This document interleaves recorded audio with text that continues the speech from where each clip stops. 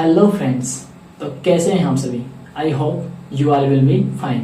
मैं सोनू प्रजापत आपका इस incredible platform LHS please point पर आपका हार्दिक स्वागत करता हूं। तो लास्ट लेक्चर में हमने देखा कि समुच्चय को किस प्रकार से प्रदर्शित किया जाए, किस प्रकार से व्यक्त किया जाए, किस प्रकार से इनका निरूपण किया जाए, यानी कि समुच्चय को निरूपण करने की विधियां कौन कौन सी है। तो हमने लास्ट लेक्चर में देखा था कि समुच्चय निरूपण करने की दो विधियां थी।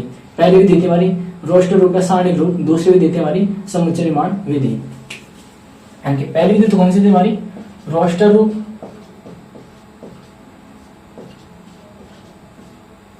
या सारणिक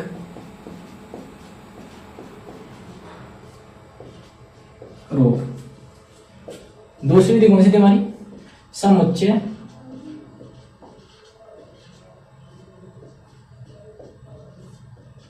निर्माण विधि या रूप। ये थी हमारी समुच्चय को निरूपण करने की दो विधि। कौन कौन सी? रोस्टर रूप या सारणिक रूप। दूसरी विधि कौन सी हमारी? समुच्चय निर्माण विधि। लास्ट लेक्चर में हम इनके बारे में बहुत ही अच्छे से या ठीक प्रकार से विस्तृत अध्ययन कर चुके हैं। साथ ही साथ हमने इन पर आधारित कुछ एग्जाम्पल भी किए थे और पर्सनैलिटी क्वेश्चनों को भी हल करने का प्रयास किया था, जिसमें हमने 2 क्वेश्चन तो हल कर लिए थे। आज के लेक्चर में जो हमारे पर्सनैलिटी जो बचे हुए शेष क्वेश्चन है उनको हल करने का प्रयास करेंगे। तो आज के लेक्चर की शुरुआत करते हैं एक नई उम्मीद और एक नए जोश के साथ। तो कॉपी और पेन निकाल लीजिए और नजर एकदम बोर्ड पर।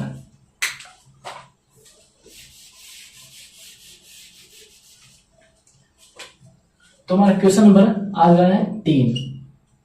क्वेश्चन नंबर 3 क्या है देखते हैं। क्वेश्चन नंबर 3 हमारा, निम्नलिखित समुच्चयों को रोस्टर रूप में लिखिए। निम्नलिखित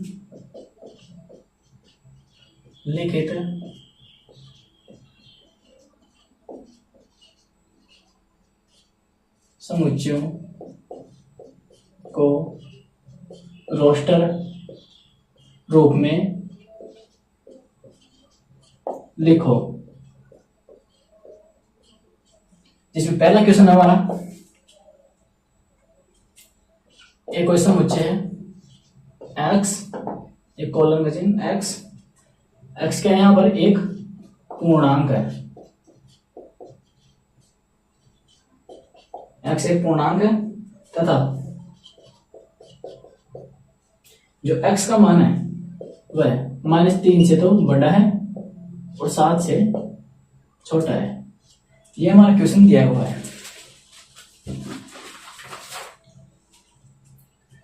तो प्रश्न है हमारा, निम्नलिखित समुच्चयों को रोस्टर रूप में लिखे। जिसमें पहला क्वेश्चन ये दिया गया है। इस क्वेश्चन को करने से पहले हम जो हमने समुच्चय को निरूपण करने की विधियां लास्ट लेक्चर में पढ़ी है, इनको हम दोबारा से रिकैप कर लेते हैं ताकि हमें इन क्वेश्चनों को हल करने में थोड़ी आसानी हो। तो हमारे समुच्चय को निरूपण करने की पहली विधि कौन सी थी? रोस्टर रूप या सारणिक रूप। इसमें हम क्या कर रहे थे? इसमें जो समुच्चय थे, जो समुच्चय के अवयव थे, उन्हें एक मंझले कोष्ठक में तथा 2 अवयव के मध्य एक अल्पविराम या कोमा लगाकर इसे डिनोट कर रहे थे, व्यक्त कर रहे थे। यह था हमारा रोस्टर रूप या सारणिक रूप को निरूपण करने की दूसरी विधि थी। उसमें हम क्या कर रहे थे? जो समुच्चय के जो हमारे अवयव थे उन्हें एक मंझले कोष्ठक में तथा जो समुच्चय के अवयव थे उन्हें हम एक विशिष्ट नियम तथा विशिष्ट सूत्र के अनुसार लिख रहे थे। यह तो हमारा स्टेटमेंट नंबर 1। इसका स्टेटमेंट नंबर 2 था कि मानना कोई समुच्चय है, जो समुच्चय के अवयव हैं उन्हें x के रूप में मान लें, तो आप y के रूप में मान सकते हैं, z के रूप में मान सकते हैं, और b किसी रूप में मान सकते हैं, लेकिन सामान्य रूप में हम क्या लेते हैं? x ही लेते हैं। तो x क्या है? एक समुच्चय के जो अवयव है उनको डिनोट करता है। तो इसे व्यक्त करने के लिए क्या करते हैं? समुच्चय निर्माण में किस प्रकार से व्यक्त करते हैं? पहले तो x लिखते हैं, उसके बाद कॉलम का चिन्ह लगाते हैं। कॉलम का चिन्ह जानते हैं, ऐसा आता है। उसके बाद x की प्रॉपर्टी लिखते हैं। x की प्रॉपर्टी मतलब x उस समुच्चय पर किस प्रकार निर्भर करता है, इसके बारे में बताते हैं। तो ये दोनों हो गए हमारे समुच्चय निर्माण रूप हो गया और सारणिक रूप हो गया। अब हम क्वेश्चन को हल करने का प्रयास करते हैं। तो हमारा पहला क्वेश्चन दिया गया है, यह हमें समुच्चय निर्माण रूप में दिया गया है और रोस्टर रूप में हमें ज्ञात करवा रहा है। तो पहले इस क्वेश्चन को समझने का प्रयास करते हैं। हमें दिया गया है x एक पूर्णांक है।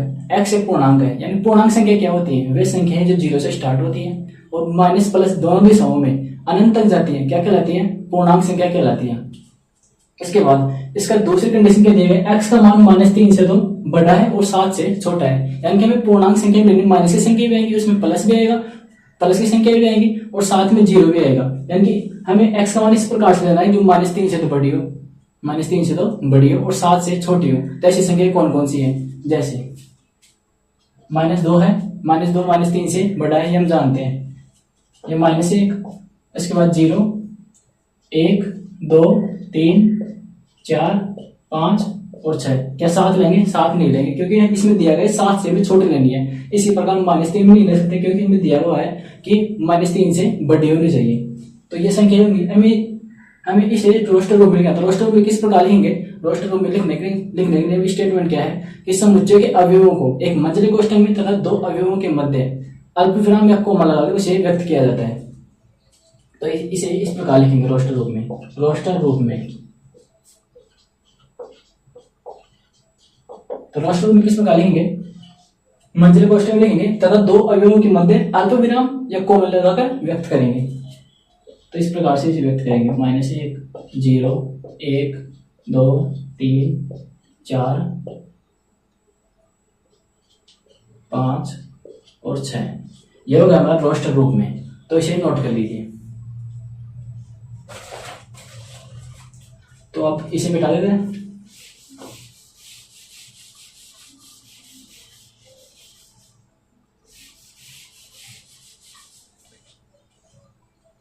इसी क्वेश्चन का दूसरा क्वेश्चन है हमारा,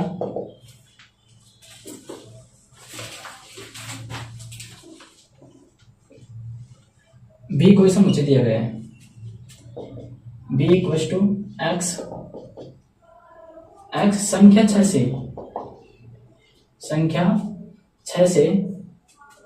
देखिए क्या बोल रहा है, x संख्या 6 से कम एक प्राकृत संख्या है,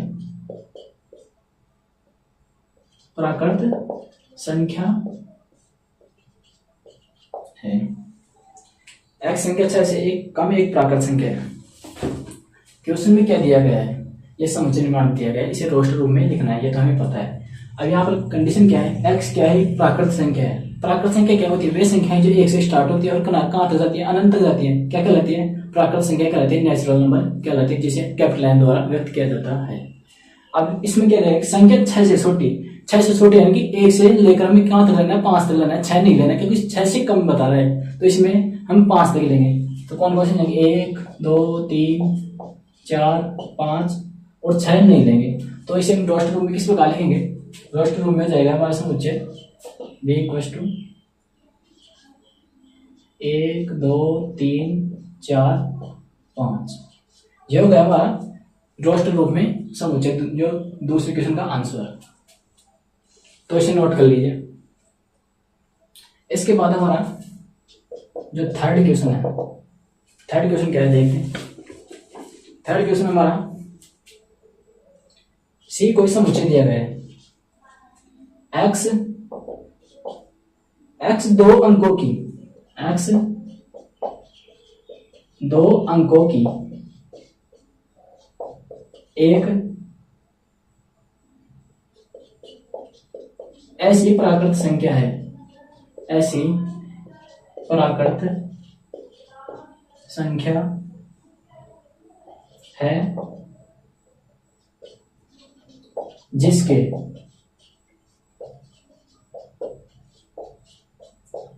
अंकों का योगफल 8 है।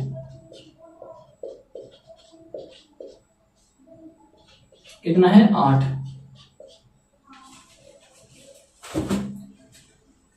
क्वेश्चन में क्या दिया गया है, 2 अंकों की एक प्राकृत संख्या। प्राकृत संख्या हम जानते हैं, प्राकृत संख्या क्या होती है, वे संख्या जो 1 से स्टार्ट होती है और अनंत तक जाती है, क्या कहलाती है, प्राकृत संख्या कहलाती है। इन्हें कैपिटल N द्वारा व्यक्त किया जाता है, ये तो हम पहले से ही जानते हैं। इसके बाद कंडीशन क्या दिया गया है, जिसके अंकों का योगफल क्या है, x 2 अंकों की एक संख्या है, 2 अंकों की एक संख्या है जिसके अंकों का योगफल कितना है, 8 है, यानी कि जो 2 अंक है। अब यहाँ पर कंडीशन दी 2 अंकों की संख्या, दो, ये ऐसे नहीं देगा कि दोनों अंक है प्राकृत संख्या, दोनों अंक प्राकृत संख्या नहीं है। यहाँ पर 2 अंक दिए गए, वो कोई से भी हो सकते हैं। 2 अंकों की क्या है, हमें प्राकृत संख्या लेनी है, यानी कि 2 अंक कोई से भी हो सकते हैं, यानी कि जरूरी नहीं है कि दोनों प्राकृत संख्या एक ही हों। 2 अंकों की एक प्राकृत संख्या जिसके अंकों का योगफल कितना है, 8 है। जैसे 2 अंकों की संख्या लें, 2 अंकों की कोई कोई संख्या लें, जैसे 08, लेकिन इसे एक अंक के रूप में माना जाता है, इसे हम नहीं ले सकते। इसी प्रकार हमको दो अंकों की संख्या लें, जैसे 11, 12, 13, इस प्रकार से लेना है, हमें 99 तक लेना है, लेकिन हम अंकों का योग 8 करना है, तो हम क्या लेंगे, 17 लेंगे। तो 17 इन अंकों का योग करेंगे तो कितना आएगा, 8 आएगा। इसी प्रकार अब अगली संख्या लेने के लिए हम क्या करते हैं, इसमें तो एक जोड़ते हैं और इसमें एक घटाते हैं, तो कितना हो जाएगा, ये तो 2 और ये 6 है, तो कितना होगा, अंकों का योग कितना हो रहा है, 8 है। इसी प्रकार इसमें एक जोड़ेंगे और इसमें एक घटाएंगे, आगे भी ये होगा। इसी प्रकार ये चलता रहेगा, तो 5, 3, इसी प्रकार ये 6, 2, 7, 1 और ये 8, 0। अब आप सोचेंगे ये 0, 8 नहीं लिया, 8, 0 कैसे ले लिया, 8, 0 लेंगे क्योंकि 0, 8 क्या है, एक अंक की संख्या है, 8, 0 क्या है, दो अंकों की संख्या है, इसलिए 8, 0 लेंगे। तो अब इसे रोस्टर रूप में लिखने के लिए क्या करते हैं हम, ये तो मंझला कोष्ठक C बराबर 17, 26, 35, 44, 53, 62, 71 और 80, यह होगा हमारा आंसर।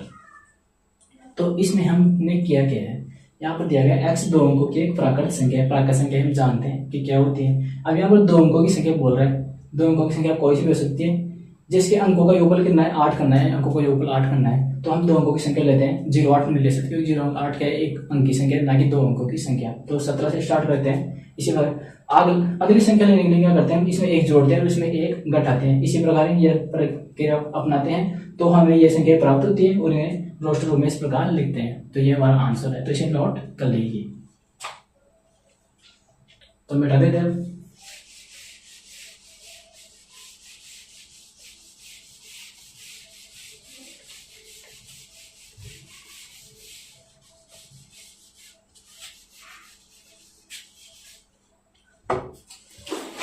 इसके 3 क्वेश्चन हो गया। अब इसके बाद हमारा इसका चौथा क्वेश्चन है, D इक्वल टू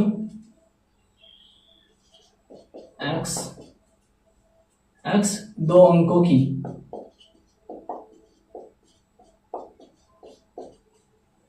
की सॉरी गलत हो गया, x एक अभाज्य संख्या है,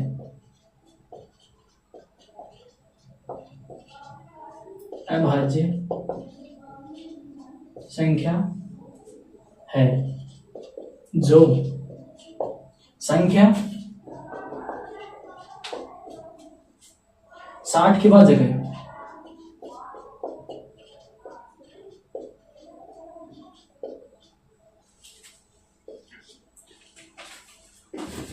तो ये क्वेश्चन हमें दिया गया है, क्या दिया गया है, x क्या है, एक अभाज्य संख्या है। अभाज्य संख्या क्या होती है, वे संख्या है जिनमें केवल एक का भाग जाता है और स्वयं का भाग जाता है, उनके अलावा किसी भी संख्या का भाग नहीं जाता। वे संख्या क्या कहलाती है, अभाज्य संख्या।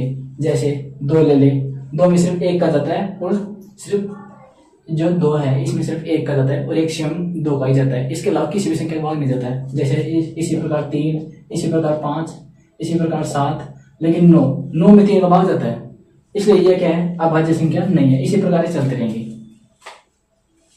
तो अभाज्य संख्या जान गए वे क्या होती हैं, वे संख्या जिनमें केवल एक का भाग जाता है और स्वयं का भाग जाता है, इनके अलावा किसी भी संख्या का भाग नहीं जाता, वे क्या कहलाती है, अभाज्य संख्या कहलाती है। इसके बाद है संख्या 60 के भाजक है। 60 के भाजक, भाजक का मतलब वे संख्याएं जिनका 60 में क्या है, पूरा भाग जाता है, यानी कि पूरा भाग जाता है। तो ऐसी अभाज्य संख्या कौन कौन सी हैं, तो अभाज्य संख्या हमेशा स्टार्ट होती है 2 से। अब 2 के बारे में एक इंटरेस्टिंग बात बताऊं मैं। 2 एक ऐसी एकमात्र संख्या है जो सम संख्या भी है और साथ में अभाज्य संख्या भी है, यानी कि ऐसी कौन सी संख्या है जो सम अभाज्य संख्या है, वो केवल मात्र एक है, कौन सी, 2। ये है 2 क्या है, सम अभाज्य संख्या, सम अभाज्य संख्या। इसके अलावा कोई भी संख्या नहीं है जो सम भी हो और अभाज्य संख्या भी हो। तो ये थोड़ी वैसी। इसके बाद हमारा क्वेश्चन है जो 60 के भाजक है, 60 में पूरा भाग जाना चाहिए। अब अभाज्य संख्या लिखते हैं पहले हम, जैसे 2, 3, 5, 7, 9 नहीं आएगा, इसके बाद 11, इसके बाद 13, फिर 15 नहीं आएगा, 17, इसी प्रकार 19, 23, 29। इसके बाद कोई भी संख्या नहीं आएगी जो 60 की भाजक होगी तो इनमें से होगी, क्योंकि और कोई भी संख्या लेंगे वो 30 से ऊपर जाएंगे। 30 से ऊपर जाते ही उनमें कोई भी भाग नहीं जाएगा। यानी कि जब 30 को 2 से गुणा करते हैं तो कितना होता है 60। अब कोई भी संख्या इससे तो छोटा हम गुणा कर नहीं सकते, तो इसलिए इससे ऊपर नहीं जाएंगे। क्या 2 का भाग 60 में पूरा बोला जाता है? बिल्कुल जाता है। तो ये इस प्रकार ये भी होगी। तो 3 का भी जाता है, 5 का जाता है, 7 का भाग जाता है इसमें नहीं जाता, 11 का भी नहीं जाता, 13 का भी नहीं जाता, 17 का भी नहीं जाता, 19 का भी नहीं जाता, 23 का भी नहीं जाता और 29 का भी नहीं जाता। तो इस प्रकार से हमारा क्वेश्चन क्या था, x एक अभाज्य संख्या है जो संख्या 60 के भाजक है। 60 के भाजक कौन सी संख्या है यहाँ पर? 2, 3 और 5। तो इसे रोस्टर रूप में लिखने का क्या करेंगे हम? d equals to 2, 3, 5। यह क्या हो गया हमारा आंसर? एकदम इजी ना? तो इसे नोट कर लीजिए। इसके बाद हमारा 5वां क्वेश्चन है। समुच्चय दिया गया है ई, TRI, ट्रिग्नोमेट्री दिया गया है TRI, ट्रिग्नोमेट्री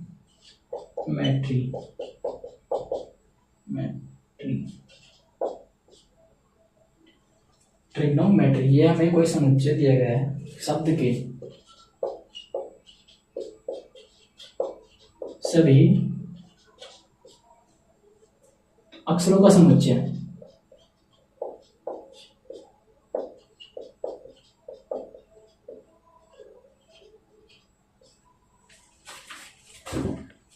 ट्रिग्नोमेट्री को शब्द दिया गया है, इसके सभी अक्षरों क्या लेना है हमें? समुच्चय लेना है। समुच्चय में याद रखना है कि समुच्चय में क्या करते हैं? समुच्चय में मंझले गोष्ठ में लिखते हैं, साथ ही साथ क्या करते हैं? जो अवयव होते हैं उनकी पुनरावृत्ति नहीं करते, इन्हें किसी भी क्रम में लिखा जा सकता है। इसे हमने इंपोर्टेंट नोट लगा इसमें आसानी से बताया था आपको कि जो समुच्चय होता है उसे मंझले गोष्ठ में लिखा जाता है। समुच्चय में कभी विरोधाभास नहीं होता है, समुच्चय में क्रम का कोई महत्व नहीं होता है और समुच्चय में जो अवयव की पुनरावृत्ति नहीं होती है। यहाँ पर हम टी को देखें तो टी कितनी बार है? 2 बार आ रहा है। आर कितनी बार आ रहा है? आर भी 2 बार आ रहा है। आई 1 बार ही आ रहा है। और जी ओ कितनी बार आ रहा है? 2 बार आ रहा है। इसके अलावा कोई ऐसा 2 बार आ रहा है? और तो कोई नहीं आ रहा है। यानी कि जो अवयव 1 से अधिक बार आ रहे हैं हम उन्हें 1 से अधिक बार ना लिखकर केवल 1 बार ही लिखेंगे। तो किस प्रकार लिखेंगे? E इक्वल्स टू कितना जाएगा? TRIGON और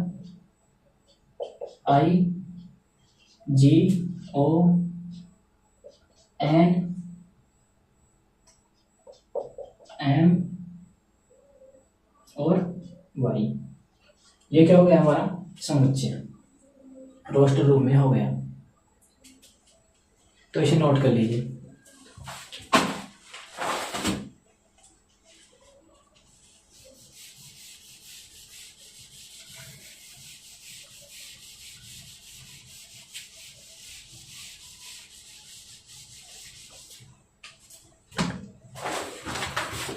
इसके बाद हमारा थर्ड क्वेश्चन है, इसका लास्ट क्वेश्चन है, क्वेश्चन नंबर 6। एफ बराबर दिया गया हमें बेटर। एक बेटर कोई शब्द है। बेटर शब्द के सभी अक्षरों का समुच्चय। शब्द के सभी अक्षरों का समुच्चय।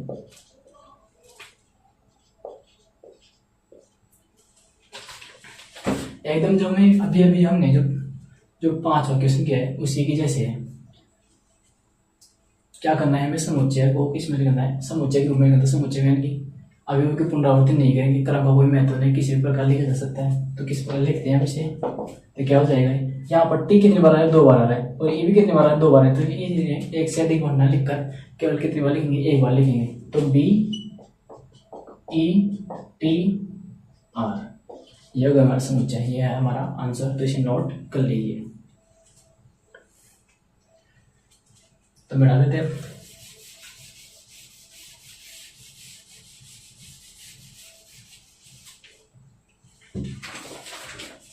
इसके बाद हमारा 4th क्वेश्चन। फोर्थ क्वेश्चन क्या दिया गया है, निम्न समुच्चयों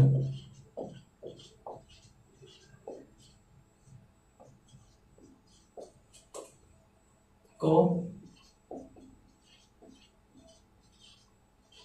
समुच्चय निर्माण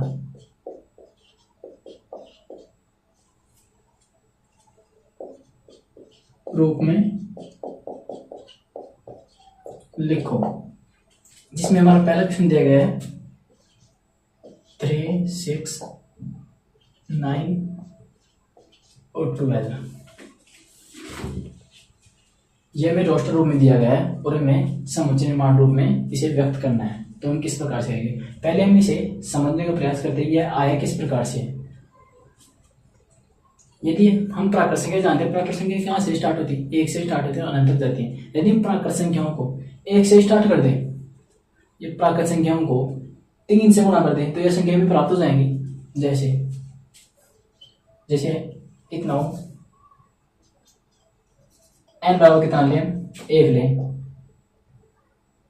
3 वैक्शन कितना आ जाएगा 3। इसी प्रकार 2 पर कितना आ जाएगा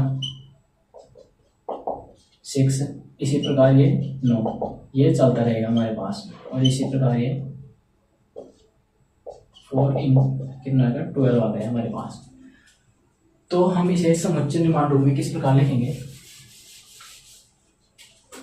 हम जानते हैं किस प्रकार लिखेंगे। पहले लिखेंगे हम मंजिला कोष्ठक, इसके बाद x, फिर कोलन का चिन्ह, फिर x की प्रॉपर्टी। x इस पर किस प्रकार निर्भर कर रहा है, किस प्रकार निर्भर कर रहा है, x बराबर 3n। यदि n का मान 1 रखेंगे तो कितना आएगा 3 आएगा, n का मान 2 रखेंगे तो कितना आएगा 6 आएगा, n का मान 3 रखेंगे तो कितना आएगा 9, n का मान 4 रखेंगे तो कितना आएगा 12। इस प्रकार से आ जाएगा। और जहां n कहां से बिलोंग करता है, प्राकृत संख्याओं को, ये हमने पहले देख लिया कि n कहां से बिलोंग कर रहा है, यहाँ पर n से, यानी कि n लेंगे, n का मान 1 लेंगे, 2 लेंगे, ये कहां से बिलोंग करेगा, प्राकृत संख्याओं से। साथ ही क्या है यहाँ पर, ये तो किसके लिए, अनंत के लिए ले रहा है, लेकिन हमें लिमिटेड लेना है। लिमिटेड यानी कि इतना ही लेना है। इतना के लिए क्या करना है, यहाँ पर n का मान कहां तक है, केवल 4 तक है। तो इसलिए हम क्या लिखेंगे, जहां n का मान कहां से है, 1 से तो स्टार्ट हो रहा है, 1 से बड़ा व बराबर, क्योंकि यहाँ पे 1 भी तो आ रहा है, क्योंकि n का मान हम 1 भी तो ले रहे हैं, तो इसलिए 1 के बराबर भी आएगा और बड़ा भी आएगा।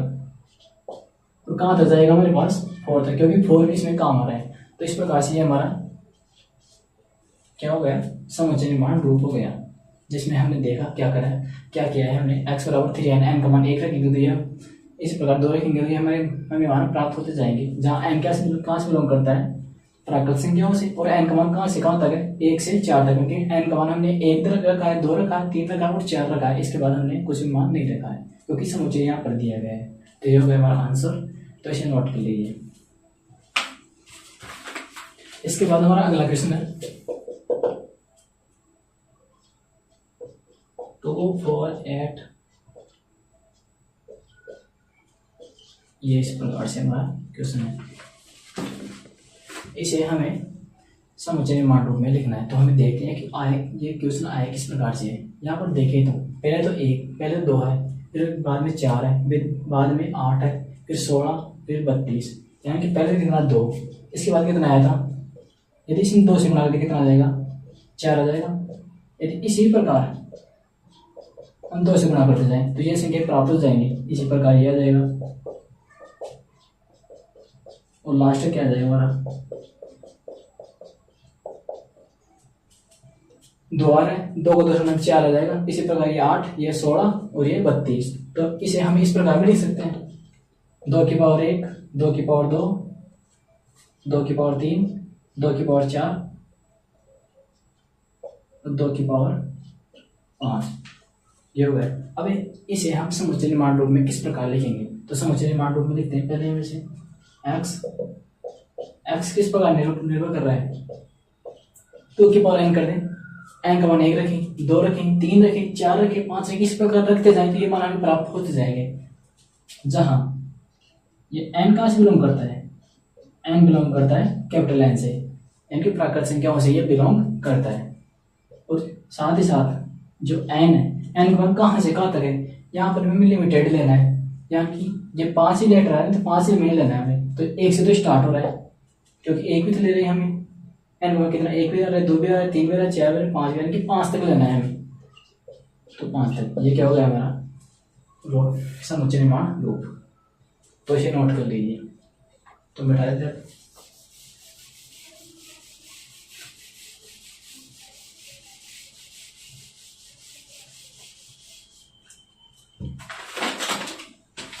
इसके बाद हमारा अगला क्वेश्चन है, क्वेश्चन नंबर 3, 5, 25, 125, 625। ये हमारा समुच्चय दिया गया है रोस्टर रूप में। इसे समुच्चय निर्माण रूप में हमें चेंज करना है, तो हम क्या करते हैं, इसे समझते हैं किस प्रकार से आया है। ये जो अभी अभी हमने क्वेश्चन किया है उसी के अनुसार है। इस प्रकार से ये 5 इंटू 5 तो 25 हो जाएगा। इसी प्रकार 5 इंटू 5 ये 5 इंटू 5 इंटू 5 इंटू 5, तो इस प्रकार से प्राप्त हो जाएगा। तो इसे हम किस प्रकार लिख सकते हैं, जैसे 5 के पावर 1, 5 के पावर 2, 5 के पावर 3, 5 के पावर 4, इस प्रकार से हम इसे लिख सकते हैं। 5 पावर 1, 5 पावर 2, 5 पावर 3, 5 पावर 4, तो इस प्रकार से हो जाएगा। इसके बाद हम इसे समुच्चय निर्माण रूप में किस प्रकार लिखेंगे, x, ये कॉलम x किस प्रकार निर्मित करते हैं, 5 की पावर n लिख दें। n का मान 1 रखें, 2 रखें, 3 रखें, 4 रखें, इस प्रकार रखते जाएं तो ये मान भी प्राप्त हो जाएंगे। जहाँ n किससे बिलोंग कर रहा है, कैपिटल N से, और n का मान कहाँ से कहाँ तक है, 1 से 4 तक ही है। जहाँ पर वहाँ पर 1 से 5 तक आ रहा है, यहाँ पर कितने बार है, 1 से 4 तक आ रहा है। तो 1 से स्टार्ट हो रहा है और कहाँ तक जा रहा है, 4 तक। तो ये हो गया हमारा समुच्चय निर्माण रूप। तो इसे नोट कर लीजिए, तो मिटा देते हैं।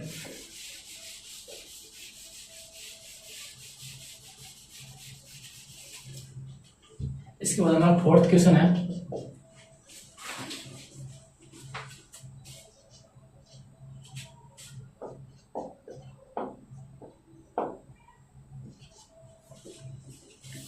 ये जो हमारा क्वेश्चन है, मैंने आपको एक बात बताई थी कि जो हमारा रोस्टर रूप है हम उसे सिर्फ केवल एक रूप में लिख सकते हैं, एक प्रकार से लिख सकते हैं। लेकिन जो हमारा समुच्चय निर्माण रूप है उसे कई तरीकों से लिखा जा सकता है। जिस प्रकार से हमारा क्वेश्चन है इसे हम 2-3 तरीकों से लिख सकते हैं। तो हम 2 तरीके इसके बताएंगे किस प्रकार से लिखेंगे।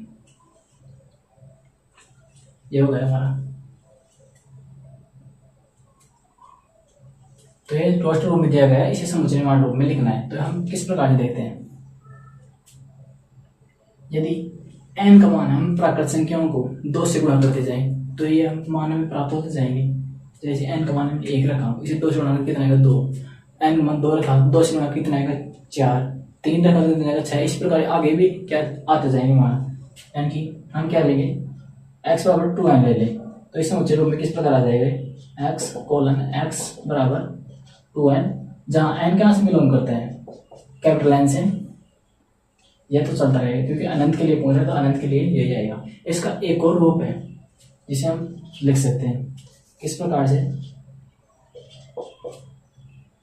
x बराबर x, यहाँ पर ये सभी क्या है, सम संख्या है, तो सम संख्याओं को समुच्चय भी बोल सकते हैं। तो इस प्रकार से क्या है, x एक सम प्राकृत संख्या है।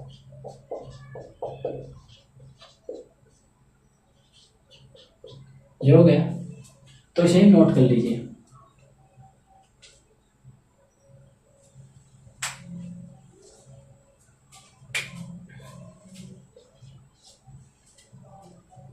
तो अब इसे मिटा देते हैं।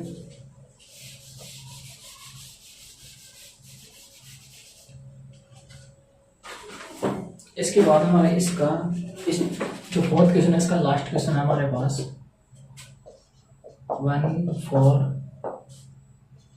9, इसी प्रकार 100 तक।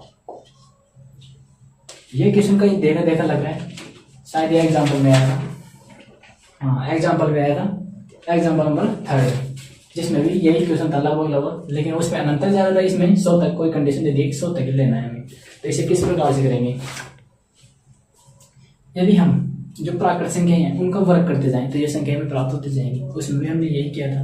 तो प्राकृत संख्याओं को हम वर्ग करते जाते हैं। जैसे 1 का वर्ग करेंगे कितना आ जाएगा 1, इसी प्रकार 2 का वर्ग करेंगे कितना आ जाएगा 4, 3 का वर्ग कितना आ जाएगा 9, इसी प्रकार जो लास्ट जो हमारी लास्ट का उदाहरण देखें कितना करना है। तो यहाँ तक देखते हैं, तो इसे हम इस प्रकार से लिख सकते हैं x क्या है, x बराबर n स्क्वायर, n का स्क्वायर करें क्योंकि n किससे बिलोंग करेगा यहाँ पर, हाँ n किससे बिलोंग करता है, n belongs to capital N, प्राकृत संख्याओं से बिलोंग करता है। यानी प्राकृत संख्याओं को वर्ग करते जाएं तो ये संख्या हमें प्राप्त होती जाएंगी। और एक कंडीशन हो क्योंकि इसमें लिमिटेड दिया गया है तो इसमें हमें वो भी लगाना पड़ेगा, कंडीशन लगानी पड़ेगी। n का वर्ग कहाँ से स्टार्ट हो रहा है, 1 से स्टार्ट हो रहा है, तो 1 से स्टार्ट होगा, 1 से स्टार्ट हो कहाँ तक जा रहा है, यदि हम 10 का स्क्वायर कर देते तो कितना आएगा 100 आएगा, यानी कि ये मान कहाँ तक जा रहा है 10 तक जा रहा है। तो इस प्रकार से हमारा क्वेश्चन सॉल्व हो गया, तो इसे नोट कर लीजिए। तो मिटा देते हैं इसे।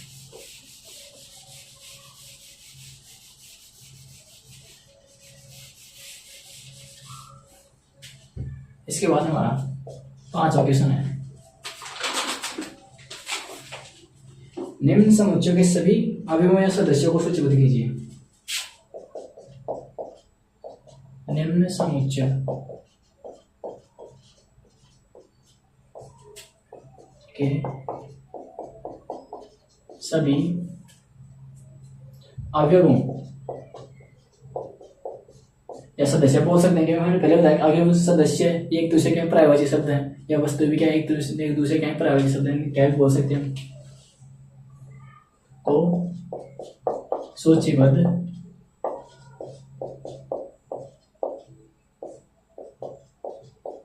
करो। इसमें पहला क्वेश्चन दिया गया है हमें एक वस्तु, एक कोई समुच्चय है जो दिया गया है x, x क्या है यहाँ पर एक विषम प्राकृत संख्या, एक विषम प्राकृत संख्या है,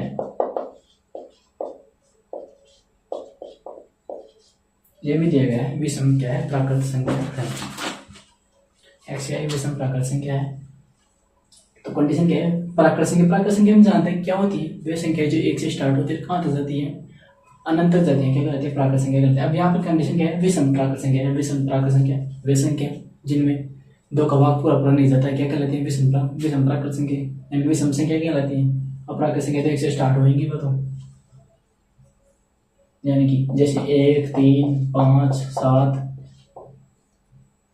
9 इस प्रकार से चलते रहेंगी। तो हम इसे किस प्रकार से लिखेंगे, तो ये हो जाएगा 1 से स्टार्ट होगी 2, इसी प्रकार 3, 5, 7 और 1, इसी प्रकार एंड सो ऑन, यानी कि चलती रहेंगी। तो ये हो गया हमारा पहला क्वेश्चन, एकदम इजी था, तो इसे नोट कर लीजिए। अब मिटा देते हैं।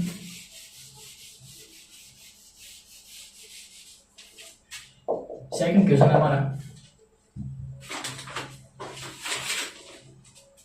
बी कोई समुच्चय दिया गया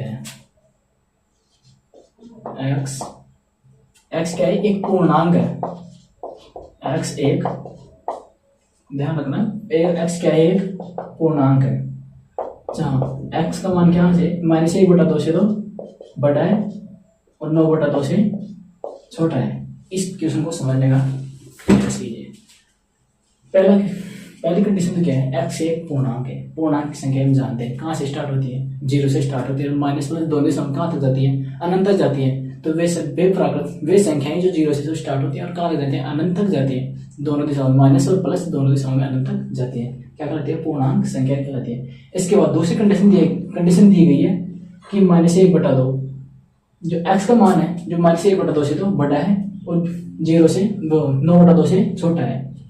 लेकिन हमें संख्या कौन सी लेनी है, पूर्णांक संख्या में बटा की संख्या तो आती नहीं है, तो हमें कौन सी संख्या लेनी है, केवल जो बटा के रूप में नहीं आती है, यानी कि -1/2 के बाद -1/2 से बड़ी जो पूर्णांक संख्या है वो कौन सी है, क्या 1 है, 1 तो वैसे छोटी है -1/2 से, तो क्या होगी 0। उसके बाद 1, 2 या 9/2 में जब 9 में 2 को भाग दिया जाता है लगभग कितना आता है 4.5, यानी कि हमें कहाँ तक लेना है पूर्णांक संख्या 4 तक लेनी है, इससे आगे हम नहीं जा सकते। 2 3 4। तो क्वेश्चन क्या था, पूर्णांक संख्या। पूर्णांक संख्या हम जानते हैं कहाँ से, कौन सी संख्या होती है, वे संख्या है जो 0 से स्टार्ट होती है, कहाँ तक जाती है, अनंत तक जाती है, माइनस प्लस दोनों दिशाओं में। और दूसरी कंडीशन क्या है, एक्स का मान है -1/2 से तो बड़ा और 9/2 से छोटा, यानी कि पूर्णांक संख्या लेंगे। अब हम यहाँ पर देखते हैं कि -1/2 से बड़ी पूर्णांक संख्या कौन सी है, तो हम देखते हैं कि 0 है। और लास्ट की कंडीशन देखते हैं कि हम ये मान लेने कहाँ तक है, यहाँ पर 9/2 है। 9/2 जब 9 में 2 का भाग दिया जाता है कितना आता है, 4.5 आता है। यानी कि जो पूर्णांक संख्या है वो लगभग हमें 4 तक लेनी है, क्योंकि 4.5 तक इसमें आता ही नहीं है, तो 4 तक लेंगे तो कितना आ जाएगा, यह मान आ जाएगा। और इसे रोस्टर रूप में इस प्रकार से लिख देते हैं, तो ये क्या हो गया हमारा आंसर। तो इसे नोट कर लीजिए, हम मिटा देते हैं।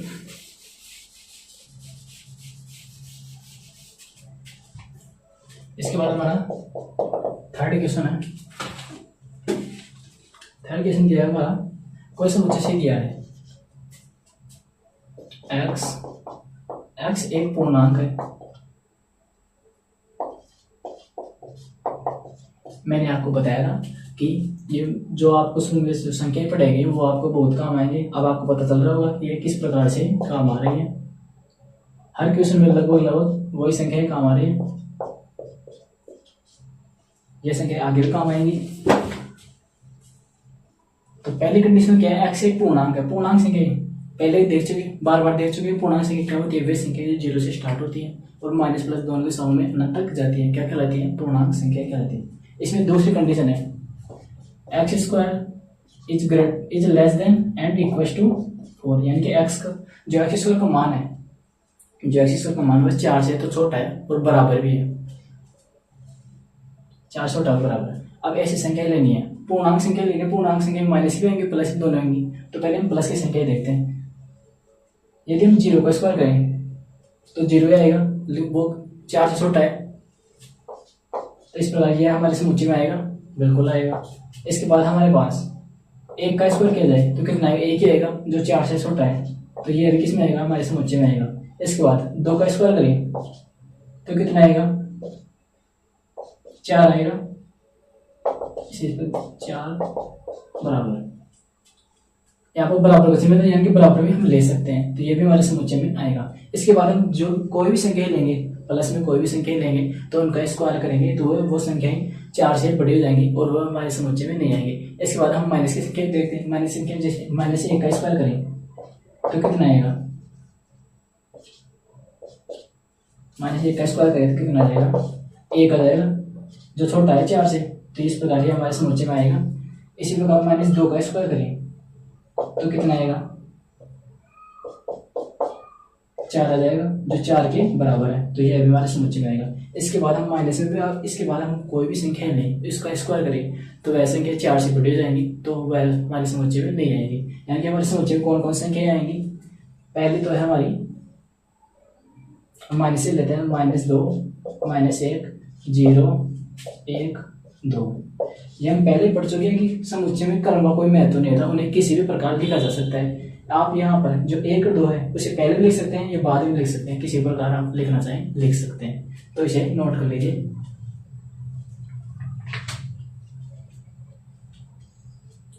तो मिटा दीजिए इसे।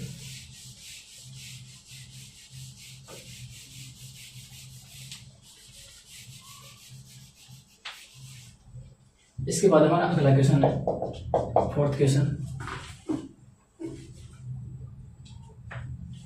डी दिया है कोई समुच्चय एक्स क्या है, लोयल। लोयल कोई शब्द है, शब्द का एक अक्षर है, शब्द का एक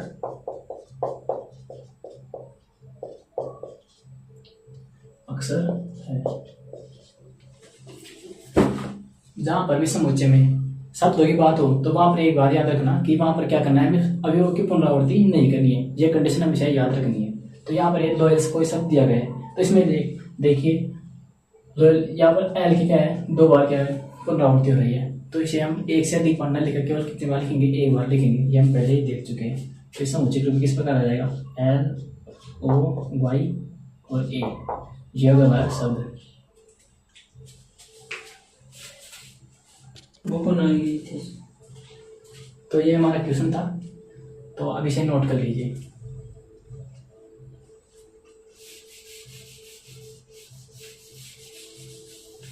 इसके बाद हमारा पांचवा, तो अब हमारा पांचवा क्वेश्चन है कि कोई समुच्चय दिया गया है, क्या दिया गया है, एक्स वर्ष का एक महीना है, एक महीना है।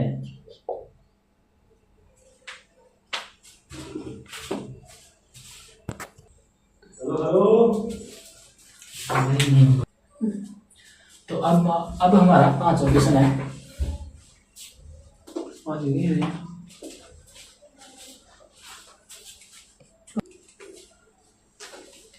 तो अब हमारा पांचवा क्वेश्चन है जिसमें कोई समुच्चय दिया गया है ई। क्या दिया गया है, समुच्चय दिया गया है कि एक्स वर्ष का एक महीना है, वर्ष का एक महीना है, एक्स वर्ष का एक महीना है, जिसमें 31 दिन नहीं होते हैं, 31 दिन नहीं होते हैं। अब वर्ष में कितने महीने होते हैं, 12 महीने होते हैं। 12 में से 7 महीने ऐसे होते हैं जिनमें 31 दिन होते हैं, और 7 के अलावा जो 5 महीने होते हैं उनमें 31 दिन नहीं होते हैं। वो कौन कौन से महीने हैं, पहला तो है फरवरी, उसके बाद अप्रैल, फिर जून, फिर सितंबर,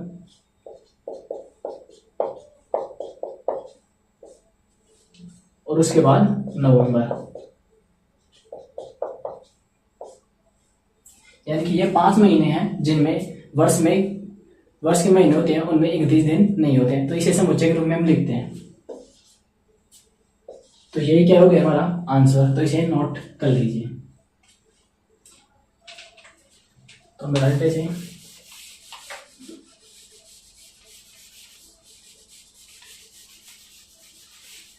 इसके बाद हमारा अगला क्वेश्चन है क्वेश्चन नंबर 6। एक कोई समुच्चय दिया गया है। अब समुच्चय क्या है, एक्स क्या है यहाँ पर, अंग्रेजी वर्णमाला का, अंग्रेजी वर्णमाला का एक व्यंजन है,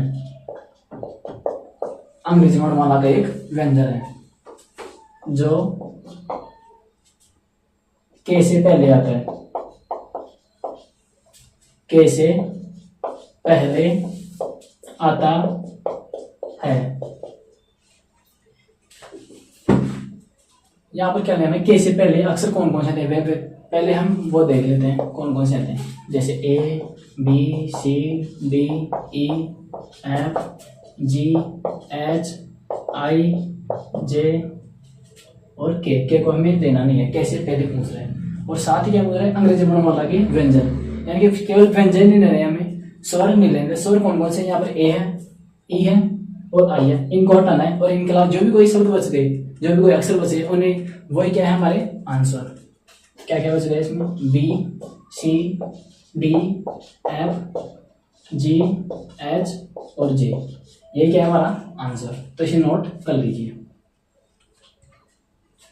तो मिटा देते हैं।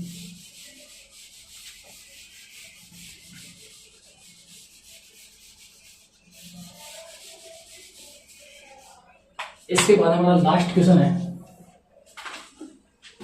जिसमें क्या दिया गया है, यहां पर तो रोस्टर रूप दिया गया है,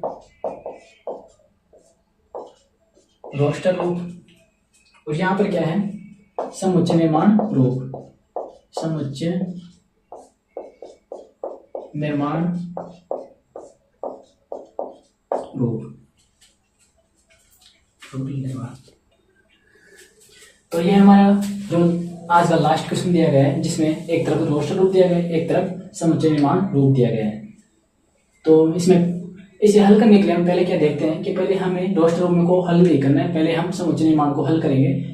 ये इसमें हल करने में आपको आसानी रहेगी। तो पहले हम समुच्चय निर्माण को हल करते हैं, फिर उसके बाद उसका मिलान करते हैं। तो पहला ए दिया गया है, एक्स क्या है, एक अभाज्य संख्या है। अभाज्य संख्या क्या होती है, वे संख्याएं जिनमें केवल एक का जाता है और स्वयं का जाता है, इनके अलावा किसी भी संख्या का भाग नहीं जाता है, वे संख्या क्या कहलाती है, अभाज्य संख्या कहलाती है। ये तो हमारी पहली कंडीशन है। दूसरी क्या है, 6 की भाजक है। 6 की भाजक यानी कि मतलब वे संख्याएं जिनका 6 में पूरा भाग जाता है, वे संख्याएं जिनका 6 में पूरा भाग जाता है क्या कहलाती है, क्या है वो, 6 की भाजक है। तो यानी कि अभाज्य संख्या भी होनी चाहिए और साथ में क्या होनी चाहिए, 6 की भाजक भी होनी चाहिए। यानी कि अभाज्य संख्या कहाँ से स्टार्ट होंगी, 2 से, 3 और 5, और हम इससे आगे जा ही नहीं सकते क्योंकि 6 की भाजक चाहिए हमें। क्या 2 का भाग 6 में जाता है, बिल्कुल जाता है, और 3 का भाग जाता है, 5 का नहीं जाता है। इस प्रकार से हमारा समुच्चय क्या हो जाएगा, 2 और 3। क्या आपको 2 और 3 को समुच्चय दिखाई दे रहा है, ये रहा। तो इसका एक इससे मिलान हो जाएगा। इसके बाद हमारा दूसरा क्या है, बी, एक्स संख्या 6 से कम एक विषम प्राकृत संख्या है। प्राकृत संख्या क्या होती है, वे संख्या जो 1 से स्टार्ट होती है और अनंत तक जाती है, क्या कहते हैं, प्राकृत संख्या। और विषम संख्या वे संख्या जिनमें 2 का पूरा भाग नहीं जाता है, क्या कहलाती है, विषम संख्या कहलाती है। यानी कि विषम प्राकृत संख्या लेनी है, यानी कि प्लस वाली आएंगी केवल विषम प्राकृत संख्या। और दूसरी कंडीशन क्या है, 10 से कम होनी चाहिए वो भी। यानी कि विषम प्राकृत संख्या कौन कौन सी, जैसे 1, 3, 5, 7, 9, इससे आगे जा नहीं सकते। इससे आगे जाएंगे तो 10 से अधिक हो जाएंगे, 10 से कम लेनी है। तो इसे समुच्चय के रूप में लिखने पर क्या हो जाएगा, ये हमारा आंसर हो जाएगा। तो इस प्रकार का मिल रहा है कहीं आपको, ये रहा। तो ये हमारा इससे मिलान हो जाएगा। इसके बाद हमारा सी है। सी क्या है हमारा, एक्स एक प्राकृत संख्या है। प्राकृत संख्या जानते हैं क्या होती है, और 6 की भाजक है। अब ये क्वेश्चन था क्या था, जो हमारा पहला क्वेश्चन था इसमें क्या था, एक्स एक भाज्य संख्या था, 6 की भाजक है। इसमें अभाज्य संख्या लेते, इसमें प्राकृत संख्या, यानी प्राकृत संख्या 1 से स्टार्ट होगी और अंत तक जाएंगी और 6 की भाजक बन जाएगी। यानी कि 6 में कौन सी संख्या भाग जाता है, क्या 1 का जाता है, 2 का जाता है, 3 का जाता है, 4 का नहीं जाता है। तो ये हमारी संख्या क्या हो जाएंगी, और साथ ही में 6 का भी तो जाता है, 6 का स्वयं में तो जाता है। तो इसलिए क्या हो जाएंगी, ये हमारी क्या हो जाएंगी, सी का आंसर हो जाएगा। तो सी ये कहाँ पे मिल रहा है हमारा, ये रहा। अब हमारा लास्ट है। लास्ट क्या है हमारा, एक्स मैथमेटिक्स शब्द का एक अक्षर है। अब मैं जब भी कोई शब्द आएगा, शब्द में एक चीज याद रखना है कि अवयव की पुनरावृत्ति नहीं करनी है। यहाँ पर एम 2 बार आ रहा है, ए भी 2 बार आ रहा है और टी भी 2 बार आ रहा है। तो हमें जो भी अक्षर 1 से अधिक बार आ रहा है उन्हें 1 से अधिक बार न लिख कर केवल 1 बार लिखेंगे और हमें समुच्चय के रूप में लिख देंगे। तो इसे हम लिखते हैं, तो क्या हो जाएगा, M A T H E I C S. क्या इस प्रकार को समुच्चय आपको दिखाई दे रहा है, ये रहा। तो ये क्या हो जाएगा हमारा आंसर।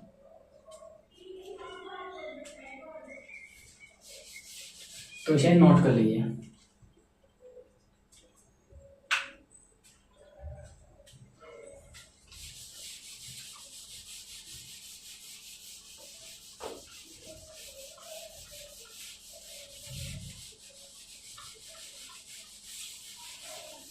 तो इस लेक्चर को हम यही पर समाप्त करते हैं। उम्मीद करता हूँ कि यह लेक्चर आपको पसंद आएगा।